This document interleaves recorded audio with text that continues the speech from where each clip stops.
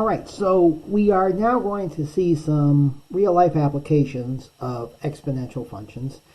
And the first and very important one is financial models. And this all has to do with all about interest.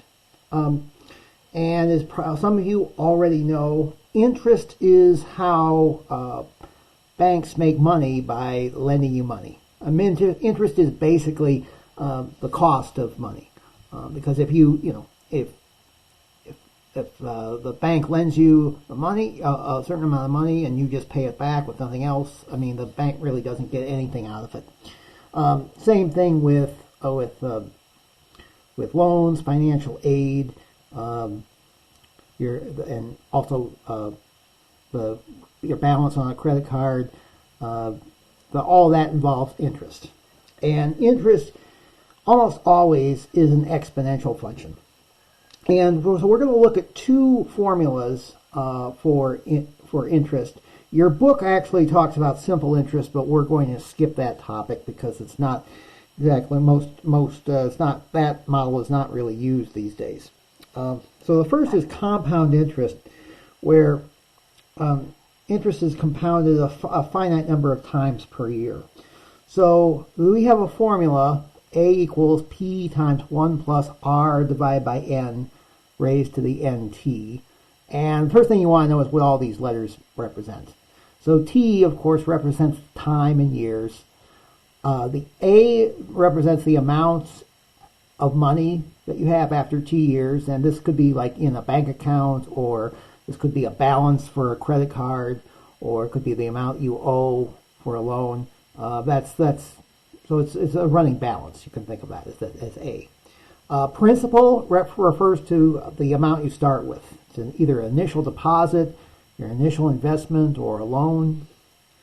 R is the annual interest rate, and that is always a number between 0 and 1.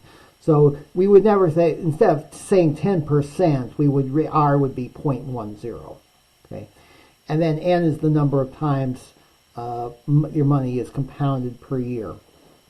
So, for an example, if N was 12, if you were compounding every month, and let's say the annual interest rate was maybe 12%, then basically what that means is each month your balance would be compounded by 1%. Okay, because that would be 0.01 divided by 12. So that would be or 0.10 divided by 12. You know what I mean. So we'd be using this formula here.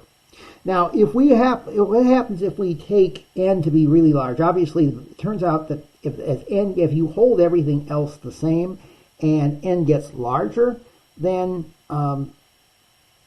this is going to converge to something involving E. So basically, as N gets large, this formula is going to converge to this formula. This is what we call continuous compound interest. Basically, that means you're compounding an infinite number of times per year, if that's possible.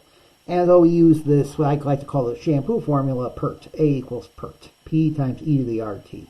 Where, again, A is your amount or your balance after T years. P is your principal. R is the annual interest rate. And E is just this constant that we've defined before to be this limit, which is approximately 2.71. Okay.